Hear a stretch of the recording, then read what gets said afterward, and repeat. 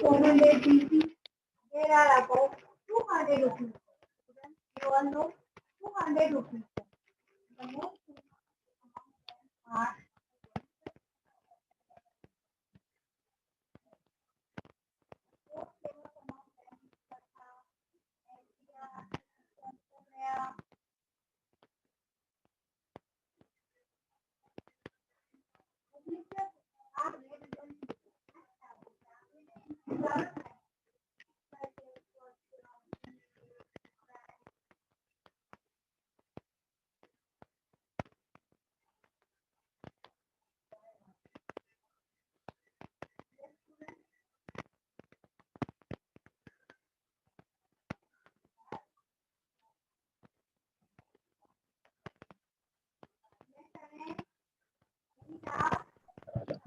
Good morning, ma'am.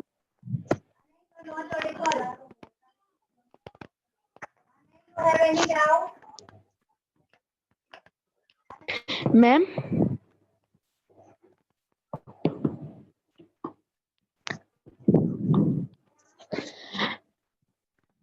ma'am, have you done fifth chapter?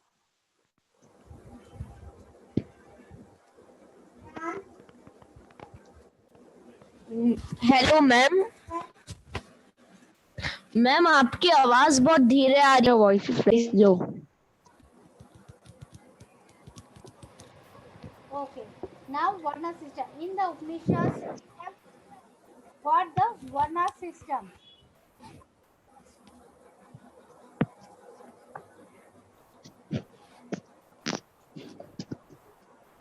Yes. So the society was divided into four distinct castes. Marriages were not performed. Yes, based on the skill of the people. So earlier in ancient time, the society was divided into four varnas or four divisions.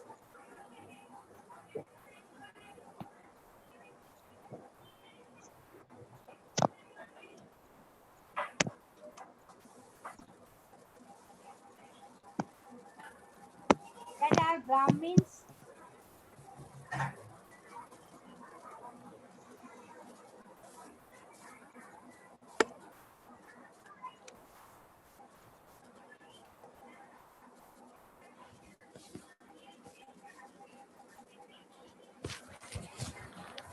the four varnas were Brahmins, Kshatriyas, Vaishnavas, and Shudras. Clear, students? The earlier society was divided into Brahmins, Kshatriyas, Vaishnavas, and Shudras. The Brahmins were the priestly class. They were performing the rituals, worshippings. Kshatriyas, they were kings or the warriors who were protecting the country from the attack. Next were the Vaishyas, or they were the merchants or the traders who were doing the business works. Next was the Sudras. They were doing the manual work. Shudras were asked to do the cleaning works. Now, the life. In ashrama system, the Vedic people considered the people lived for 100 years. Students, see, these things are the basic things which you have to understand. So, in ashrama, the Vedic people considered the life of 100 years. And this was divided into four ashrams. As we had four varnas, our life has also four ashrams. There, the four parts were based on the age. So each part was of 25 years. Here, each was from 100, each part was of 25 years. The Vedic people had different life. They had divided the lifespan into four parts. Each part they focused on different activities. This was called the asrama system. Clear? The four life parts were: first was brahmacharya. First was brahmacharya. Second was grihastha ashram. Third was vanaprastha, and fourth was sannyasa ashram. So I'll explain the each. So 100 years of lifespan was divided into four ashrams. There was first was brahmacharya. that was from 1 to 24 years of the age. During this age, the work was a study. People has to study using it. So this was the study time. And in this period, people or the child lived with a guru to gain knowledge. Earlier, there was Gurukul system only. So the child was sent to the Gurukul and there he was spending his time in studying. So from year 1 to 24 was the study time. Presently also we can say that this is the study time. But now we are not going in Gurukuls. We are going regular schools. That is in the morning we go and afternoon we come to back to our home. But earlier it was that for 24 years a child has to live with his guru only. After 24 years completing his study, he used to come back to his home and live with the parents. So students, it's clear about the brahmacharya. Brahmacharya is the age where child has to study. Next is grihastha ashram. That is from the age 25 to 49 years.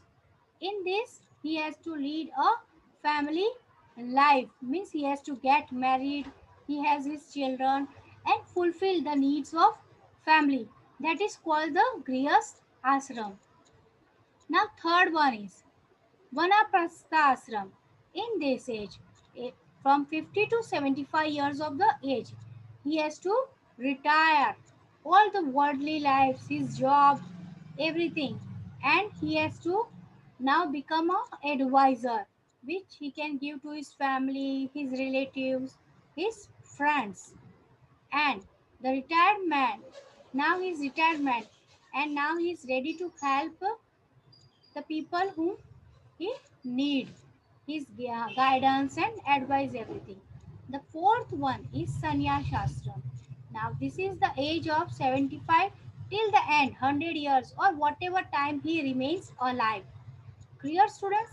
And now it is the time of spiritual freedom. The man who give up everything and lived like a sannyasi. So this is the period of sannyas ashram students. So this was the four ashramas of life. Now students, we move towards the rise of new religions. In this chapter, we are going to study about the rise of different religions such as Buddhism and Jainism.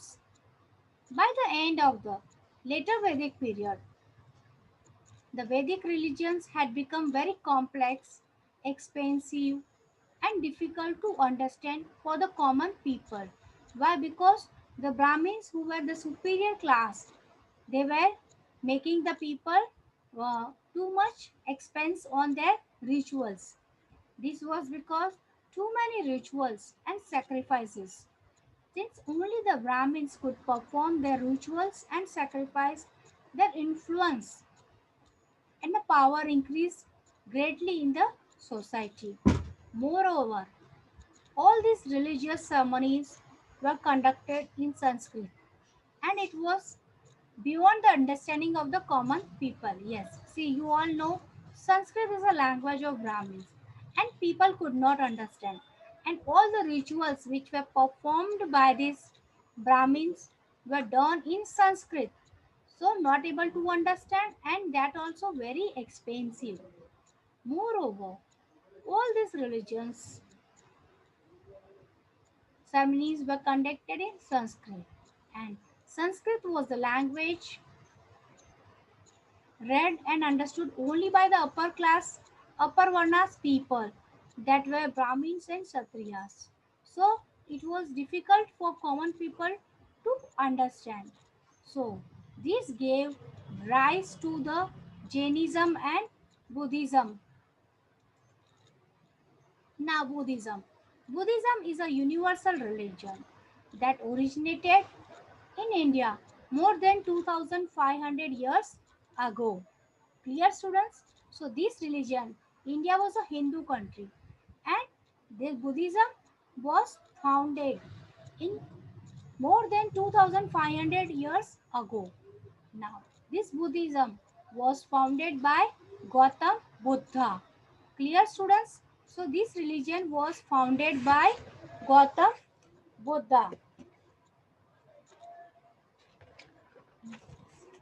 Now, so earlier, who founded this religion? Gautam Buddha, and his childhood name was Siddhartha. Clear, students? His childhood name was Siddhartha Gautam. He was the prince of Lumbini. Siddhartha was the prince of Lumbini. He renounced his princely life and his royal household things. He gave up everything. Clear, students? With this Siddhartha, he gave up everything. He was born to the royal family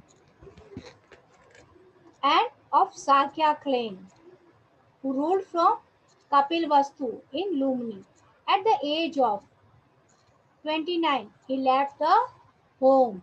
Yes, at very young age, at the age of 29 only, Siddhartha left his palace.